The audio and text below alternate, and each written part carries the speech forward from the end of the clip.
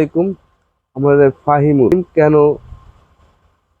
Dubai থেকে Italy চলে গেলেন, এটা নিয়ে যেমন যারা ফুটবল ভক্ত যারা আছেন তারা আসলে বলতে চাচ্ছে যে এই ইয়াং স্টার যারা ইতালি লিগে খেলে তাকে কেন দলে রাখা হয়নি। এই ইয়াং স্টারকে দলে রাখা দরকার ছিল। এখানে আমাদের কোচ হাবের কাবারা বলেছেন যে সে এখানকার এখনো অ্যাডজাস্টেবল না, সে আরো সময় লাগবে, আরো টাইম, অনেক সময় খেলতে হবে বাংলাদেশে। দলেই যদি না থাকে তাহলে সে খেলবে কিভাবে, সে বুঝবে কিভাবে? এই 11 দিন ক্যাম্পেইন করার পরও সে তার সাথে অ্যাডজাস্টেবল হয় নাই, তার পছন্দ হয় নাই, তার ভালো লাগে নাই এই খেলোয়াড়কে। এই এখনকার সমস্যা হচ্ছে যে আমরা তাকে চাই দলে, আমরা তাকে দলে চাই। সে চলে গেছে, বাধ্য হয়ে তাকে দলে রাখা হোক। এমন একটা ইয়াংস্টার, এমন একটা ভালো প্লেয়ার, তার খেলাটা আপনারা একটু দেখেন। সে একটা মানে ক্যাম্পেইনে একটা ছোট্ট একটা ক্লিপস আপনাদেরকে দেই।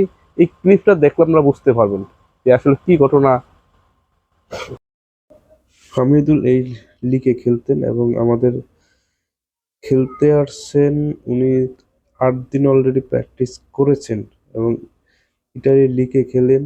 তার স্কেলই একটা ভিন্ন। এবং এবং হামিদুলে দেখছেন কি একটা খেলার স্কেল, এটা আসলে সবাই বুঝতে পারতেছে না যে হামিদুলের যে খেলাটা আছে এটা ওনাকে আসলে পাত্তা দিচ্ছে না। ইয়াংস্টারে যে আছেন হামিদুল, এটা আসলে ভালো, তার জায়গায় সে সবসময় ভালো খেলার খেলবেন এবং তাকে ইতালি ক্লাবে খেলেছেন, তাকে তো অবশ্যই দলে রাখা উচিত ছিল কাবেরার। কিন্তু আমাদের কোচ কাবেরার তো পছন্দ হয়নি তাকে মনে, এই জন্য দর্শক এখানে তাকে ফিরিয়ে আনার জন্য দর্শক মানববন্ধন করেছেন এবং জানিয়েছেন যে শহীদুলকে আনতে হবে এবং যে কোনো মূল্যে তাকে না আনা পর্যন্ত মানববন্ধন বাদ হবে না।